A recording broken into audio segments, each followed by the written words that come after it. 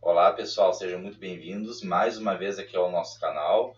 Hoje para mais discussões pertinentes e interessantes, para falarmos sobre o substantivo abstrato e o substantivo concreto, como ele é observado nas gramáticas e como de fato ele acontece no dia a dia, na linguagem. Eu sou o Jonathan Menger. Eu sou o Pedro Doceni. E você é muito bem-vindo aqui.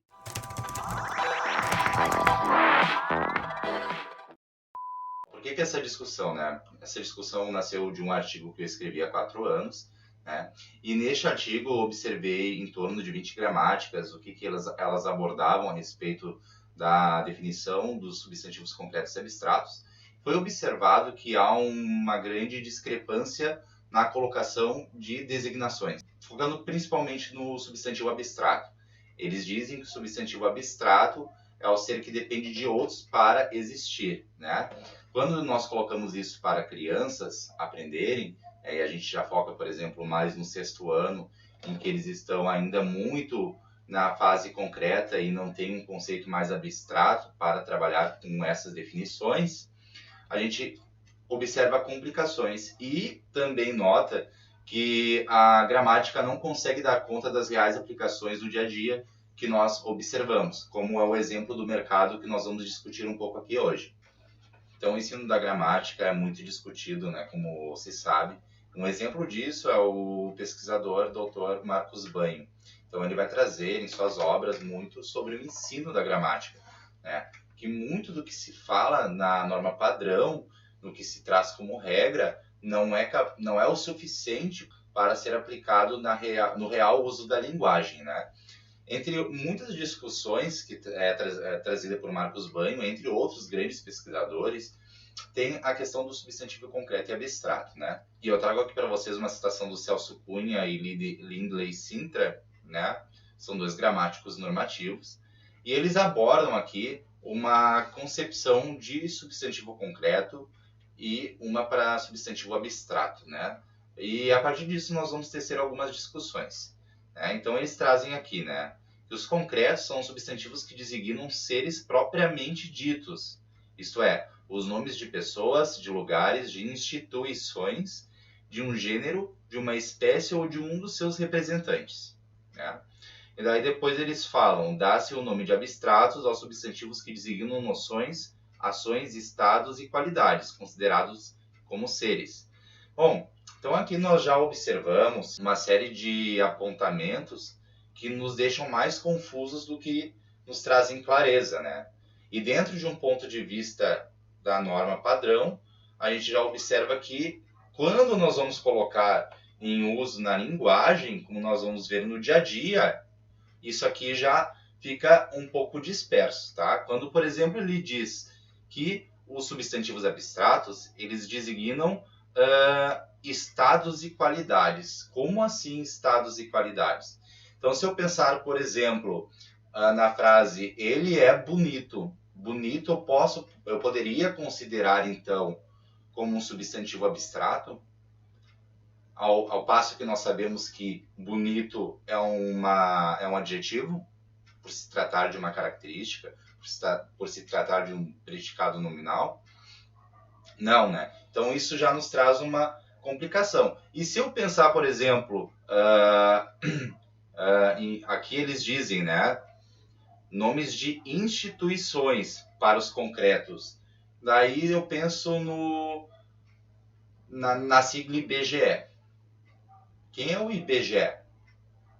Eu consigo observar como ser propriamente dito?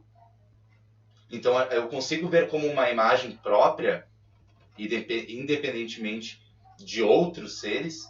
Então essas colocações que eles trazem aqui, a gente já observa que tem um certo ponto negativo. Por quê? Porque a gente não tem clareza quando a gente pensa no dia a dia da linguagem. Então a gente já observa que também tem um problema não só na classificação do concreto e abstrato por si só, né? A gente observa que o problema há na própria designação do substantivo. O que significa substantivo, né? Então, a maior parte das gramáticas vai classificar o substantivo como a palavra que designa o ser em geral. Mas o que é o ser? E se nós pensarmos, por exemplo, na criança que está aprendendo né? Nós, enquanto educandos, nós começamos a aprender no 6º ano, né? Que é uma matéria básica lá, geralmente desta época. E é claro, nas séries iniciais nós já vamos construindo um conceito, né? Mas os professores muitas vezes, que não têm um preparo de quem tem a licenciatura em letras, também não conseguem dar conta desta etapa importante. Bom, o substantivo é uma questão importante, mas como é que nós vamos abordar isso com o nosso aluno? O que é o ser que tanto falam, né? O substantivo é a palavra que designa ser. Para Parmênides, eu trago aqui para vocês, ele traz, por exemplo, que o ser é o que é e não é para não ser o que não é e que tem de não ser. É o que há para pensar e aquilo por causa de que há pensamento. Sem o que é, não acharás o pensar. Então vocês já têm uma ideia de que é bem complexa essa questão, que eu, para entender, tive que ler várias vezes para escrever no meu artigo, quando eu fui escrever.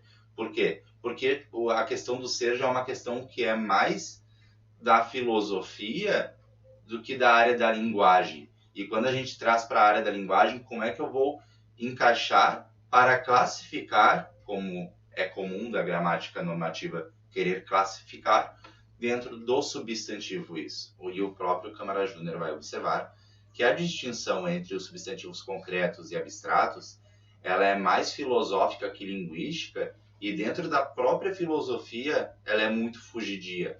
Então, isso serve para nós, como pauta para nós discutirmos essa questão do mercado. Então, na escola, a gente aprende esse concreto e abstrato de um jeito muito raso, claro, tá na 5ª, 6ª série. Você aprende que amor é abstrato, que pedra é concreto. Isso eu acho que é o óbvio e todo mundo concorda. E daí eles embutem um pouco mais de coisa em cada um. Eles colocam que país é abstrato. E daí já começa a ter algumas problematizações, porque por mais que o solo, a terra de um país seja concreto, na verdade, o que faz um país não é exatamente isso, né? Tem as fronteiras, tem os cidadãos, os governantes, e tem regras internas, e muitas vezes teve conflitos para gerar o país. E o que faz um país ser um país e não vários países, ou com um layout diferente da curvatura ali das fronteiras, com certeza não é algo concreto. Então, um país, assim como municípios, estados ou empresas, nada disso é concreto. É abstrato, é feito tem seres humanos por trás que decidiram coisas, brigaram para que seja de um jeito ou de outro. E então, não podemos dizer que um país é concreto, nenhuma instituição, né? Seja o IBGE, seja a ONU. O que a ONU tem de concreto, né? Algumas atitudes que são tomadas pela ONU podem ser concretas, mas a ONU em si com certeza não é. E assim como nenhum país, nenhuma cidade, nenhum estado são concretos. Então acho que isso é importante a gente entender até para interpretar melhor o mundo, né? Então a gente vê algumas notícias como os Estados Unidos decidiram tal coisa. Ou o que mais me incomoda é que o mercado está com medo, o mercado está pensando, o mercado gostou ou não gostou de alguma coisa que aconteceu.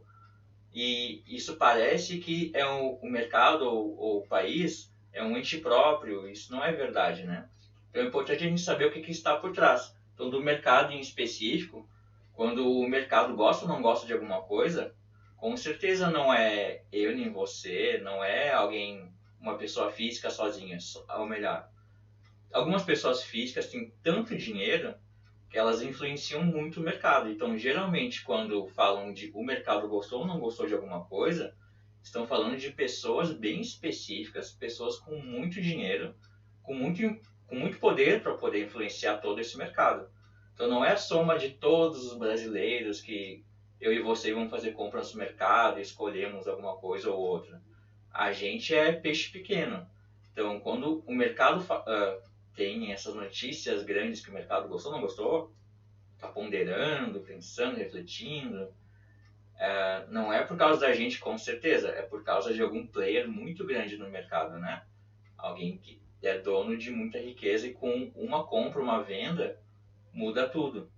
Agora, vejam como essas discussões que o Pedro trouxe são interessantes para, por exemplo, para um ensino mais inovador, né? Então, por exemplo, para nós professores, quando nos é proposto para que nós trabalhemos os substantivos e a classificação deles, né? Bom, antes de classificação, tirando as classificações, como é que a gente pode abordar nisso de forma a fazer o nosso aluno pensar? Como o Pedro falou, é muito importante essa noção de interpretação, né? Se fala no mercado, quem é o mercado, o que está por trás? Se eu tenho isso num corpo de uma notícia, e vamos supor que eu tenho como manchete, né? O mercado faz, né? Como vamos trazer aqui no exemplo. Que mercado é esse? O que eles estão querendo abordar aqui no corpo dessa notícia? O que a gente pode interpretar da intenção do interlocutor nesse texto? Geralmente, quando trazem mercado numa notícia, costumeiramente é para nos manipular, porque, por exemplo, perto da eleição, eles falam, a pessoa subiu, tá mais candidato, não, mais propensa a ser eleita.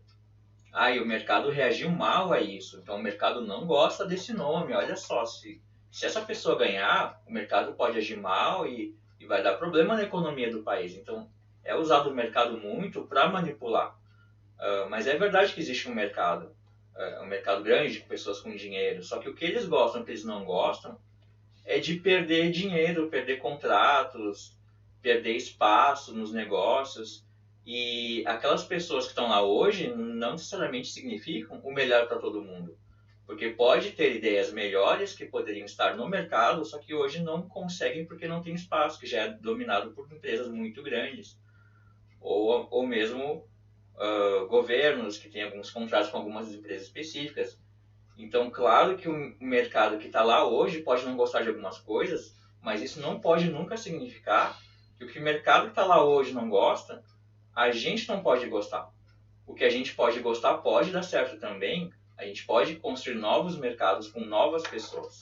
Então, o player que está lá, o operador que está lá, não gosta porque ele vê que o dinheiro dele não vai render tanto, ele não vai lucrar tanto. Mas talvez a gente tenha que pensar em outras coisas, como, por exemplo, na sustentabilidade, quando a gente fala de estão destruindo a Amazônia. Se o mercado vê isso como bom ou como ruim, não pode importar tanto. A gente tem que ver para nós brasileiros. Então, se a floresta amazônica está sendo destruída, isso vai nos afetar?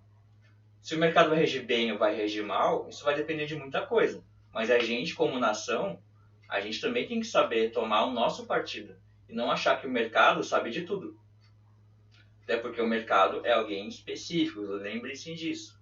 É algumas poucas pessoas com muito dinheiro que conseguem manipular tudo, inclusive políticos e a política.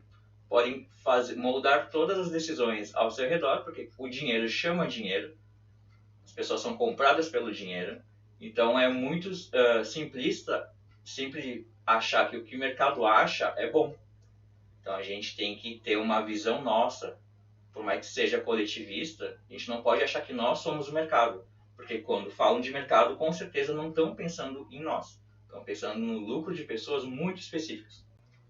E não só esse exemplo, né, Pedro, que tu disse a respeito do mercado, mas nós temos outros exemplos também, como o próprio IBGE, que nós já citamos. Quais outros? Qualquer entidade que seja um grupo de pessoas, na verdade, o pessoal fala como se fosse um ser, né, específico. Então, um supermercado, uma escola, coisa séria. Vamos pegar o exemplo da escola, né? Então, por exemplo, o que tem por trás da escola, né? A escola, ela é concebida, vamos pegar na visão gramatical, né, como um substantivo concreto, né? Porque tem um nome, leva um nome de uma instituição. Mas o que é a escola? Escola tem por trás alunos, professores, comunidade escolar que participa em conjunto do processo de ensino e aprendizagem, diretores, coordenadores, equipe de orientação e pessoal da limpeza, da cozinha, todo mundo muito importante nesse processo.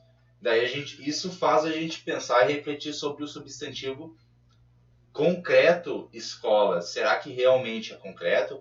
E quando a gente fala escola, o que está por trás dessa escola, né?